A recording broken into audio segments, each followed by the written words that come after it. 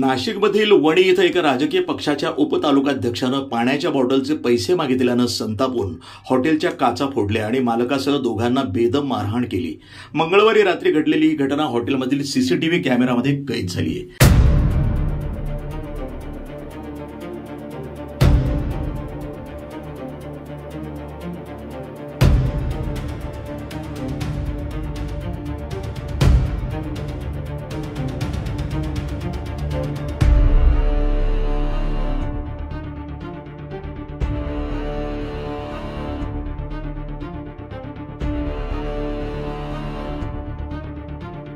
या प्रकरणी वणी पोलीस ठाण्यामध्ये गुन्हा दाखल करण्यात आला असून आरोपीला अटक करण्यात आली आहे। मिळालेल्या माहितीनुसार अतुल साहेबराव निगळ वय 32 राहणार ओझे तालुका दिंडोरी हे वणी कळवण रस्त्यावरील हॉटेल पारिजात इथं पाण्याची बॉटल घेण्यासाठी आले होते। त्यांनी मद्यपान केलं असल्यानं त्यांच्या बोलण्यातनं अरेरावी जाणवत होती।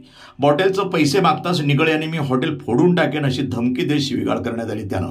त्यावेळी हॉटेल मालक हिरामण सातपुते आणि काही स्थानिक नेत्यांनी त्यांना समजावून सांगून तिथून परत पाठवलं। मात्र काही वेळानं निगळ पुन्हा आपल्या मारुती एक्स क्रॉस गाडीतनं क्रमांक MH46 BE 1399 लोखंडी रॉड घेऊन परत आले। त्यांनी हॉटेलच्या काचेचे प्रवेशद्वार आणि बाजूच्या काचा फोडून हॉटेलमध्ये दहशत निर्माण केली।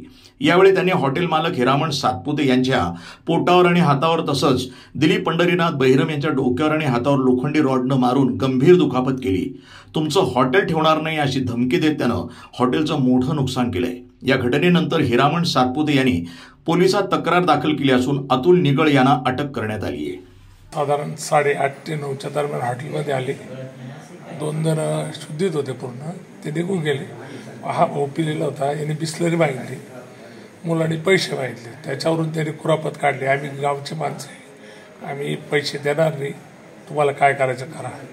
वॉरंटने त्याच्याशी बोलले थोडं, तर त्यांनी डायरेक्ट मारामारी चालू केली आणि नंतर मिटल्यावर परत गेले आणि परत आले आणि नंतर मग लोखंडी रॉडनी काचा बिचा फोडून माझ्या छातीवर एक फटका मारला आणि फटका मारल्यावर मी थोडा वेळ भुरळ येऊन पडलो आणि हाताला माझ्या मुक्का मार लागला डाव्या।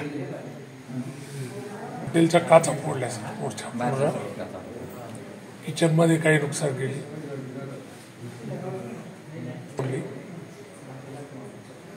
आणि आम्ही परत येऊन परत हॉटेल तोडू म्हणजे तोडूच। प्रतिनिधी दिगंबर पाटोळे, NTV न्यूज मराठी, वणी, नाशिक।